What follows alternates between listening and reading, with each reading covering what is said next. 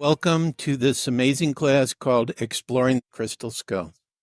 My name is Joshua Shapiro. I'm a Crystal Skull Explorer, and I will be assisted by my wife, Katrina, who is in spirit. She passed away in November, but she's been helping me through the courses I've been doing here in the Florida area and my private sessions as well. This presentation you're about to see is the same presentation that I gave at the Unification Conference near Chicago in September of 2019. So I just wanted to acknowledge Katrina in spirit because she will be assisting me. I'll be hearing her, or I hear her when she talks to me. I feel her. By the way, the crystal skull that I'm holding in my hand is one of our personal skulls. It's called Portal de Luz, Portal of Light. It was created by a Brazilian carver, and I received it in 1999.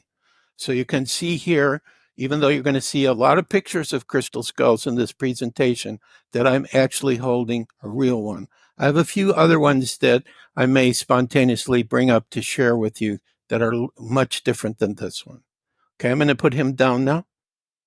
So first of all, who are the Crystal Skull Explorers?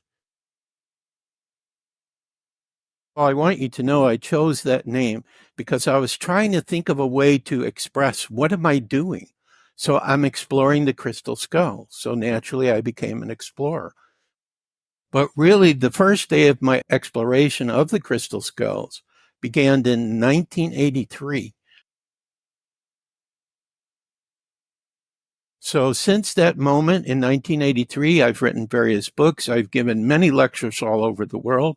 I've been involved in various kinds of research, documentaries, and I've helped to organize conferences. So any way that I can share information with crystal skulls, I've been involved. I am truly a typical Aries. If there's a new way to do it, I'm going to be involved in it. Now, Katrina, who was my partner from 2008, she received her first crystal skull as a gift from a friend right before we actually met in the Atlanta area. She already had a very strong affinity for a gemstone. So for her to become involved with crystal skulls, it made perfect sense. And then eventually, where I moved to Atlanta, and then I did a reading for Katrina with the crystal skulls in March, and that's when our relationship began. But I actually met a friend of hers who bought a copy of my first book, Mystery of the Crystal Skulls Revealed, and Katrina read it in one day. So we were already meant to meet, and she has had a great impact upon my work with the crystal skulls, which is why I also want to honor her in this presentation.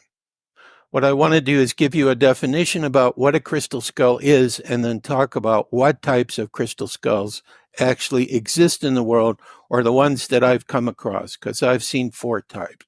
So as the term crystal skulls represents, we're talking about some type of a skull-shaped image that's made from different type of gemstones. Some of them may be human-like.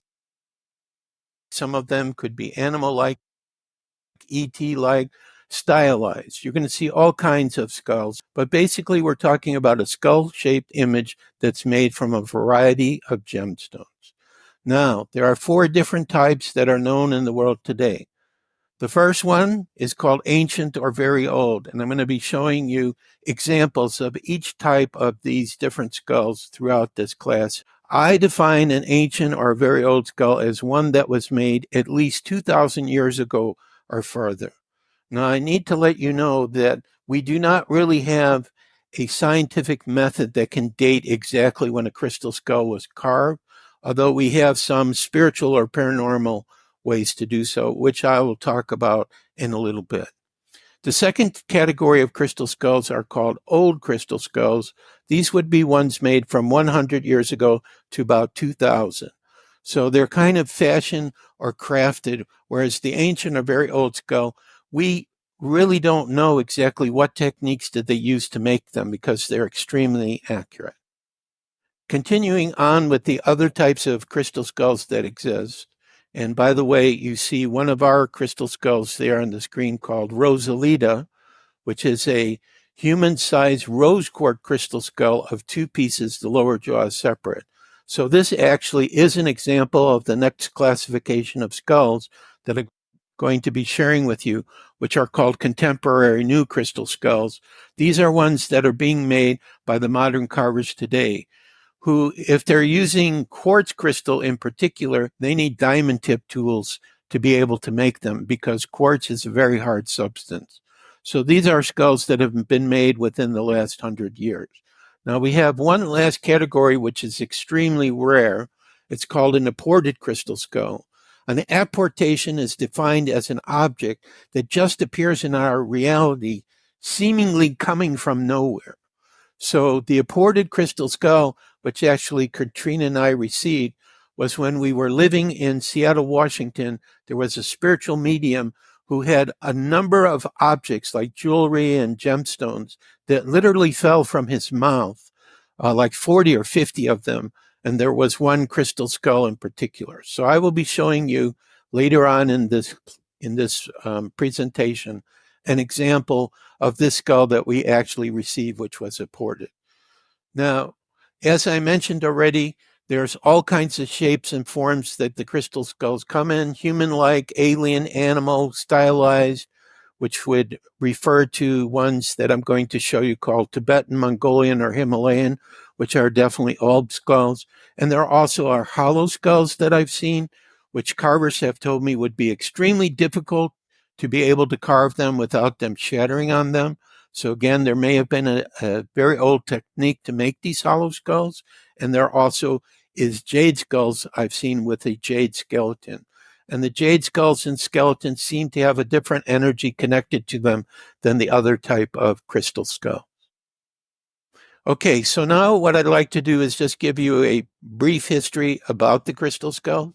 But before I do, I feel inspired again to show you a different type of skull, this dragon skull. This is an example of an animal type skull, which people are making. This is made out of atlantisite, which is a very rare material.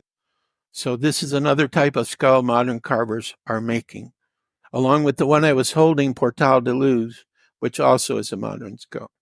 Okay, so the history I'm going to share with you here, I call it a modern history because it's relatively recently. Because there's no way to use carbon-14 dating or some scientific method to date crystal skulls, we can only speculate. There's like theories and legends about what happened with the crystal skulls prior to the mid-1800s. So I'm just going to tell you what we know exactly for this history. So really in the 1860s, the first crystal skulls started to come out publicly. So there was one that went into a museum in Mexico City. There was another one that eventually went into a museum in London, the British Museum. There was another one that went into the Trocadero Museum of Paris. These were like in the late 1890s. And in the 1860s, there was another crystal skull that actually had a hole all the way cut through it with a cross associated with it, with I think a date carved in the cross of about 15 or 1600. So these different skulls that I'm mentioning all came out like in the 1860s, and most of them eventually went into modern museums before the beginning of the 20th century.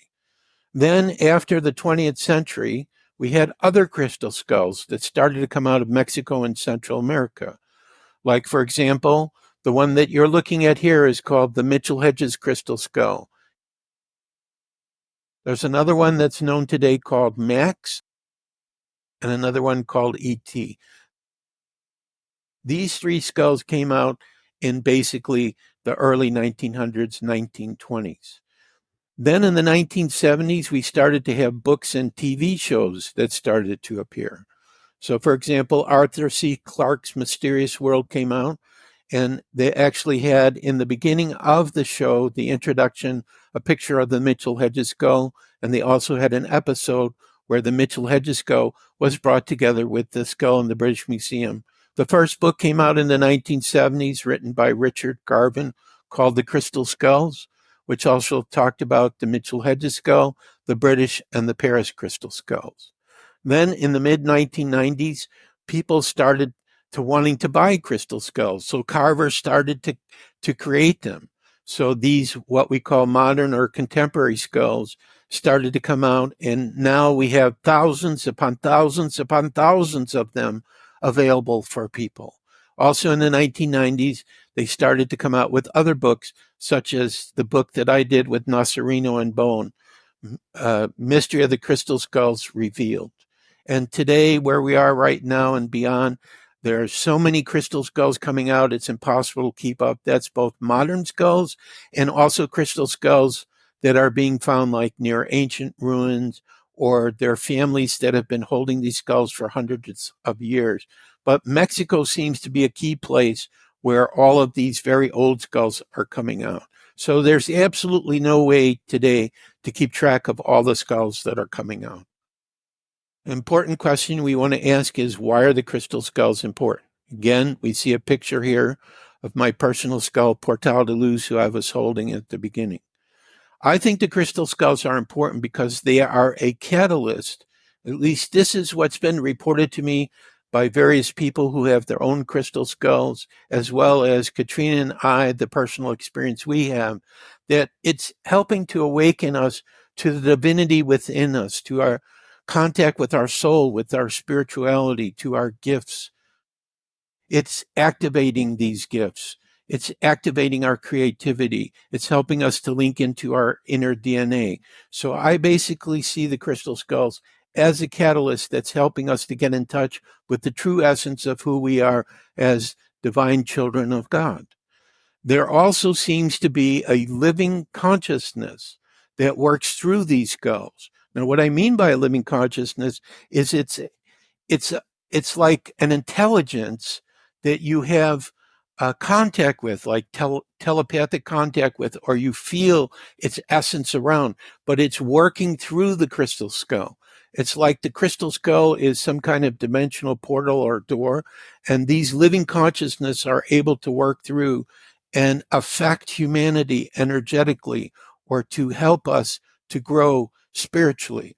So I've had a lot of people tell me that there are crystal skulls, and this also is true for the new skulls that are being made, as well as the old and the ancient ones, that there's this living consciousness that's working through them. And this living consciousness is able to help people with their spiritual gifts, with information and knowledge. And so it's kind of like a way how I would say different dimensional beings and spirit beings are able to assist humanity and help us to grow spiritually. So they use the crystal skull as a tool. And probably because it looks like us, people are just drawn or attracted to it. They just feel like they want to know more about them, or they want to have one. And the other thing that I notice about the crystal skulls is the energy they hold helps people tremendously with healing. Like there's a lot of stories with the Mitchell Hedges skull that I showed you before, where people had serious illness that doctors could not cure, that they would be in the presence of this crystal skull, and all of a sudden all their problems would literally disappear.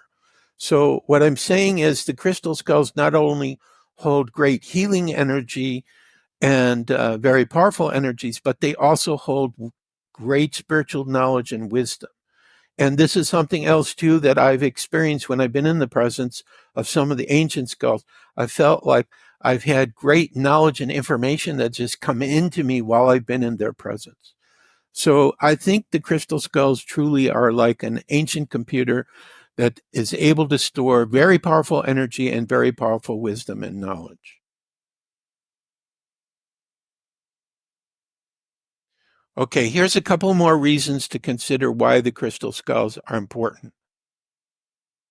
Another thing I believe is that the crystal skulls have the ability to record everything that happens around them, events and activities, and they're also able to replay these events they store like holographic images. So I believe another powerful purpose of the crystal skulls is that they have recorded inside of them the history of our world. And eventually we're going to figure out a way how we can obtain and receive that information that they've recorded. I also believe, too, that there is what I would call a main consciousness or a living being that works through a specific crystal skull. So what I mean by this is that not only is there a living consciousness that works through, but some of the skulls themselves are alive, that they have this living consciousness inside of them, but it's working through the skull, and it's like the skull is a living being unto itself. So there's one particular skull I'll talk about later, the blue skull linked to Peru, where I feel this type of thing that it's alive unto itself. And then the last thing is Portal de Luz showed me when I first received him, which was in 1999 at a Crystal Skull conference in Sedona. He told me that there is an etheric energy grid, which I always feel like it's up in the sky somewhere, that when a crystal skull is activated, it has a position on this grid, and they all interconnect together with this grid. And this grid, again, is able to help humanity in us evolving spiritually and bringing special spiritual energies to our planet. So even a new skull, let's say somebody starts working with a new skull and it doesn't have any energy initially. Once they start to activate it, then a part of it goes and links up to this grid and becomes connected to all the crystal skulls that are on the planet. So I think this grid serves a very special, important purpose to help humanity in its spiritual evolution and growth. I just wanted to share with you a couple of experiences that I've had with some of the ancient crystal skulls and the old crystal skulls that I've met since I first became involved with crystal skulls in 1983 to the present. So what I'm going to do is I'm going to tell you a little bit about each skull, starting with the ancient ones and then go into the old ones. But then I'm going to talk about a couple of experiences I have, so you get some feeling about what can happen to you when you meet some of these older crystal skulls. Okay, so first I'm going to start with Ami, which was the very first crystal skull that I met in 1983, and then I had a chance to see it again to do some research with it in 2001. Ami, as you can see, is an amethyst crystal skull, and it was discovered in Mexico in the ground. There was like a shaman who came in contact with the people who found the skull linked to the ruins, and eventually he brought it to the United States, like in the late 1970s, early 1980s. So this is where people actually got to meet it. But then what happened with this crystal skull is, in order to receive a loan to help the people of his poor village, because this shaman was from Mexico, he had to a group of business investors who were Hispanic, the crystal skull along with artwork. They eventually sold the artwork, but they gave the Mayan shaman a couple of years to repay the loan, and then he would get the skull back, but he never repaid the loan. So this crystal skull then stayed with these business people. And this is basically how I was able to see the skull in 1983 and 2001. This picture that you see was gifted by El Ramirez, who you're going to meet shortly. He was one of the Hispanic owners. He was the only owner who really fully understood spiritually why this crystal skull was special and important. Okay, so here we have El Ramirez. He passed away in 2006. But in 2001, because of my friendship with him, he was able to allow us to go to Santa Cruz, where he was living and his partners were living, so that we could do research with this crystal skull. So this picture of him holding the crystal skull, which he gave the name of Ami, which means friend, took place while we were doing the research in a hotel in 2001. Mr. Ramirez, by the way, had a problem as he was getting older where there was a blood vessel in his head that wasn't growing properly. He wasn't able to think or move or do anything as a result of that. The doctors told him if he was much younger, there was a surgery they could do to correct it. But being so old, they said that if they did the surgery, he would become like a vegetable. He agreed to do the surgery, and that's exactly what happened to him. But somehow he was able to communicate to his family to put Ami to the back of his head and lay him on the ground next together. And as a result of doing that, the crystal skull helped him to regain all of his. So again, we see a very old skull, an ancient skull, Ami, working in a way to help to create a healing for its guardian. Okay, so here we have another picture. Now, I like this picture because you get to see more details about Ami. First of all, it has circular indentations in its temples, on both temples. It looks like from this picture that it has two sets of teeth, but it doesn't. It's just one set of teeth. Also, you can't see it, but on the other side of the skull, in the lower part of the back of the head, there's a white spot there, which is a different material that's in the skull. This is a beautiful skull. And after Mr. Ramirez passed, his business people eventually found the person to buy the skull. I don't know how much they paid for it. I don't know who it is or where it is, but this skull is sitting in private hands. And I can tell you, because I have a very strong spiritual connection to it, it's very unhappy. It would like to do like what my personal skulls do, where we travel all over the world and people get a chance to experience it. So I pray and hope at some point in the future that this skull will be released from its prison and somehow we'll be able to help it to do it. For those of you who might be intrigued by me, there's very little information about this. But Mr. Ramirez, before he passed away, he gave me a whole notebook of information that they had collected on this skull. So I was able to take a combination of my experiences with Ami during the two time periods I met, and I created a book. And this book is only available as an ebook, but you will see that you can just send me an email and I'll be happy to help you how to do it. I released it in 2018, and there's not a lot of copies that I've given out for it. It's very inexpensive. It's only 80 pages. But here is where I put all the information I have about this beautiful skull in this ebook. Okay, so now we're moving on to a different crystal skull, the Mitchell Hedges crystal skull of love. This crystal skull, the current guardian, is Bill Holman. It is a two-piece crystal skull. As you can see, the lower jaw is separate from the top part. It is almost an exact duplicate of a human bone skull. It was found in 1924 by Anna Mitchell Hedges. Her father was leading an expedition into Belize, which was British Honduras at that time. He had received permission from the British government, and anything that he found from the Mayan artifacts went to the American Indian Museum in New York or the British Museum in London. I've had a number of opportunities to see this crystal skull.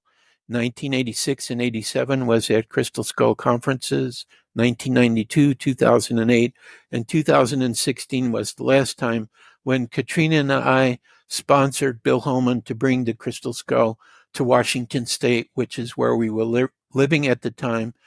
We set him up for about 6 or 7 different centers that he went so people could have the opportunity to see this skull. This is the most well-known crystal skull. Bill Holman supported Anna Mitchell Hedges later on in her life. When her father passed away, Anna Mitchell Hedges, his adopted daughter, became the guardian. And when Anna Mitchell Hedges passed, that's how Bill Holman received the skull. He totally supported her at the end of life and helped her to get around to share the skull with people. Okay, here's a picture of Bill Holman with the Mitchell Hedges skull. He's pictured in Sedona, and so he does quite a bit of traveling with the skull. He allows people to have an opportunity to see it. Generally, he doesn't allow people to touch the skull because when Anna Mitchell Hedges had it, there were people who disrespected the skull when they came to her house when she was living near Toronto, Canada.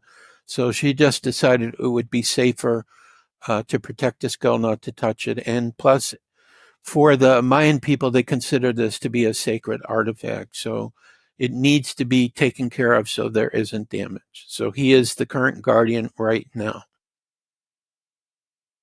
Okay, this is one of my experiences with the Mitchell Hedges skull. This was in 1976, 77, I believe. I was at a conference in San Francisco where Anna Mitchell Hedges was sharing the crystal skull. And so she had it on a table, and people were waiting in a line in front of it to see the skull. So I waited in line to see it, and the skull communicated with me while I was in front of it at that time. I asked it telepathically, I said, "How do you create these holographic images inside of you?" And it said, "Okay, pay attention and watch." So what happened is I saw like an etheric essence of it lift out of itself. This was in my mind's eye. And then it said, "Now look at the actual physical skull." And I did, and I felt like absolutely no energy whatsoever coming from the crystal. So what it was trying to explain to me is there's this living consciousness, like I talked about before, that works through the skull. And it's because of the living consciousness that the skull changes internally inside. This was the explanation that I was given by the skull itself at this conference. Okay, here we're in 2008. This is when the Indiana Jones film came out. So this is the period of time when I had the most interviews I've ever had for Crystal Skulls. Like at this particular instance, the Sci-Fi Channel was interviewing Bill Holman, and I set up with the Mitchell Hedges skull to do some research at a laboratory in a local high school by where Mr. Holman lives in the northern part of Indiana. And so we see the Mitchell Hedges skull is on a platform that holds it, and I'm holding Portal de Luz in front of it. And what we did is we blindfolded people, and we used what's called a meridian stress test system, which is a system that measures your meridian points on your hands and feet. It's extremely accurate, and it can tell a practitioner exactly what's going on inside of your body. So what we were doing is we had a person working with the crystal skull in front of it, and then we would measure their meridians to see if something changed. And everyone who was tested, their meridian energy vastly improved when they were with the Mitchell Hedges skull. They improved a little bit with Portal de Luz, but Portal de Luz is a modern skull. And so Portal de Luz is going to have greater energies if it sits with what it calls its older brothers and sisters, like the Mitchell Hedges skull. So that's what was happening at this time. Unfortunately, for the final version of the Sci-Fi 2-hour documentary that they did not include this research. I think it was because it was a little difficult to explain our findings. It's not so simple. There's actual measurements you take, and there's a way to determine from the measurements if someone's actually being healed or they're having some kind of health challenge, which is what the Meridian Stress Test System does. And now we're moving on to another crystal skull, which I believe to be very old. It's called E.T. This was the name given to it by Yoki Van Dieten.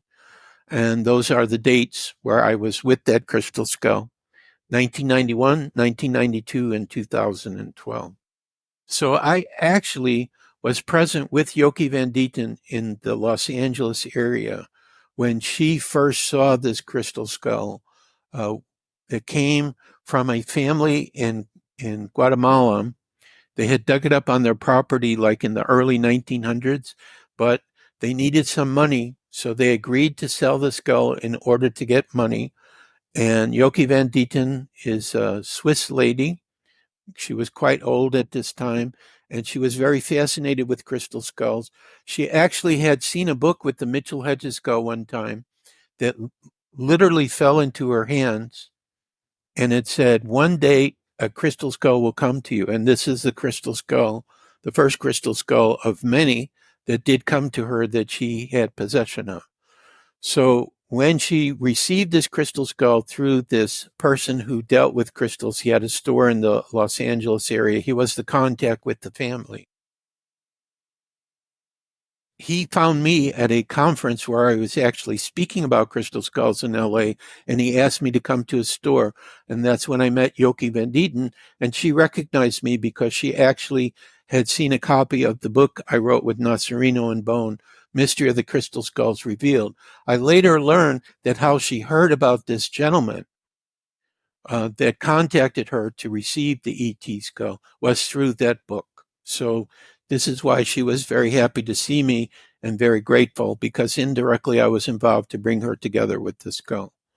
So I went to the man's house who received the skull from the family, and I was there with her when we first saw the skull, and she allowed me to come back and work with this crystal skull afterwards. This one is a little bit different than the other ones.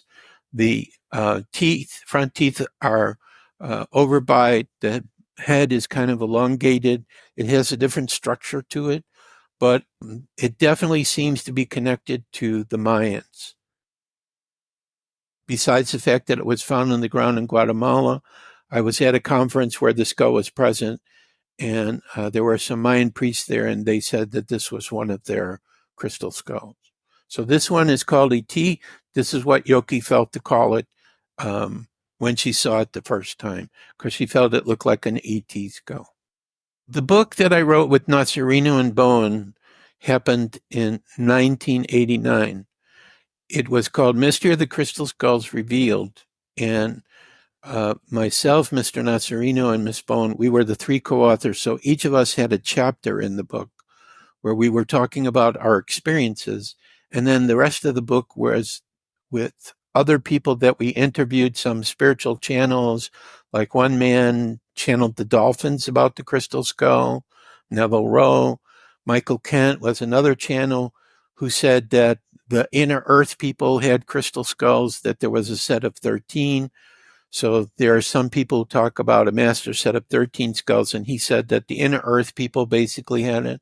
So at that period of time, it was one of the most advanced books talking about the crystal skulls, because like the book that was written before, which I mentioned, that came out in like 1983, it was just basically talking about like physical aspects of the skull, where our book really got involved into more of the paranormal phenomenon happen and working with mediums and what mediums had to say about the crystal skulls.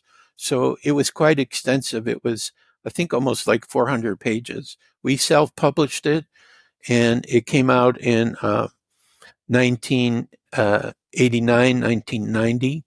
And there were about 10,000 copies of it printed. So I think most of them are gone, but you can find that book probably at Amazon. So here we have another picture of E.T. This picture was taken in 2012 when Katrina and I were able to visit Yoki Van Dieten's son, Johannes, who lived on Vancouver Island. At that period of time, he had all of his mother's crystal skulls, which you're going to see a couple more coming up. But here what we did is we took our personal skulls, so you can kind of see Portal de Luz on the right, and there's Geronimo, Golden Eagle Eye, which is another skull made by the same carver, the Brazilian carver made Portal, and a couple of our other skulls. What you do is you take your skulls and you put them around the older ones, and they're able to actually receive special frequencies and energy from them. So Johannes allowed us to do that. So we got to see all the skulls. Some of them I had not seen before, and this was the first time for Katrina to see the skulls that Yoki Van Dieten had received. Now we're going to the British Museum crystal skull. So this is what I would call an old crystal skull. In 2001, I saw it in the museum, but in 2004, it was actually in the British Museum of Mankind. It was in a glass case, and they were showing it. So you'll see some pictures of that. And then in 2009, I went back to England, and it was in the British Museum, and that's where I saw it there. This particular crystal skull seems very similar in its shape to the Mitchell Hedges crystal skull, but it's a single piece of quartz, and it's much more primitive. So actually, the British Royal Anthropological Society had access to both the British Museum skull and the Mitchell Hedges skull. I think it was in the late 1920s or 1930s. And they couldn't figure out which one was made first. Was the Mitchell Hedges skull made first and it was done expertly, and then they lost how to do it, and this was the best they could do to recreate it? Or was this skull created first and they weren't very talented, and so the next time they made a skull, they perfected it? So the British Museum skull has been in the museum since 1898. It was discovered by a soldier of fortune in Mexico Some local people had it. Again, it probably was linked to some of the ancient Mayan ruins in that country. And then eventually it went to Tiffany's, a New York jeweler. And then in 1897, the British Museum bought it from Tiffany's. And in 1898, they started to display it in its museum. So I would say this is the first human-sized crystal skull in modern times that was ever put on public display. Here is the visit in 2004 at the Museum of Mankind, or Museum of Man, which is a sister museum that the British crystal skull was stored. And so what I'm doing here is the custodian knows that I'm a serious researcher, so he lifted up the opening to the glass case the British skull was in, which my right hand is touching, and my left hand is touching Portal de Luz.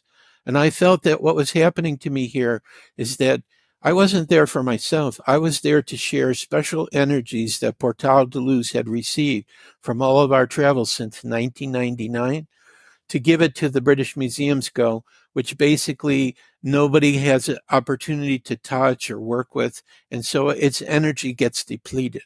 So I was trying to help it. Now, there's a special person I know who became a close friend who claims she went to visit the skull a week after I was there, and she received the healing from the British Museum skull. So whether I had something to do with this or not, with this exercise, I can't say, but it was interesting that she shared that experience with me. Here is my visit in 2012 in the British Museum. Museum crystal skull is in a large glass case. So what I was doing is I was taking Portal de Luz and putting him around in the 4 directions, again, to help share energy with this crystal skull, because it was put into a corner in a room where it was almost like they didn't want people to see it, yet this is one of their most popular exhibits. And I just felt that the energy of the skull was very low. And I noticed that Portal de Luz, which normally is a light gray color, you can almost see him in my hands here. He's turned a very dark gray color, as if he's removing bad and inharmonious energies from the British crystal skull and taking them into himself.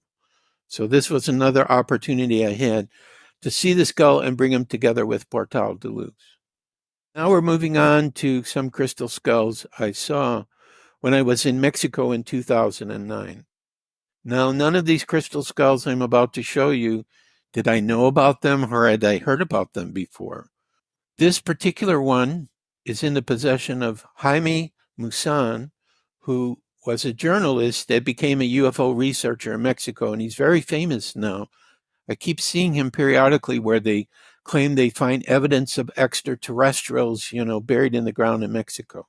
Anyway, in 2009, he brought me to Mexico, and I actually was interviewed on his TV show, and this is one of his crystal skulls that he personally had. They were digging in the ground to make a building, and the crystal skull literally just rolled out as they were digging. The people didn't know what it was, but Jaime Maussan did, so he made a deal in order to get this crystal skull with them. Jaime Maussan, and this is in his backyard at his home, is working with his crystal skull. And then they also recorded me doing a meditation and talking about what I felt from this crystal skull. And I definitely felt that this was an old skull. There was one weird thing that happened to me, though, which I didn't notice this, but if you go back to the video, you'll see this. On my left wrist, there appeared as if blood was dripping from it, but yet there was no wound on my left wrist when I looked at it afterwards. But on the video, it looked like somehow blood was coming because I was holding the skull. So this was a very strange personal phenomenon that happened to me when I worked with Rosie, which is the name that Mr. Maussan gave to this specific skull.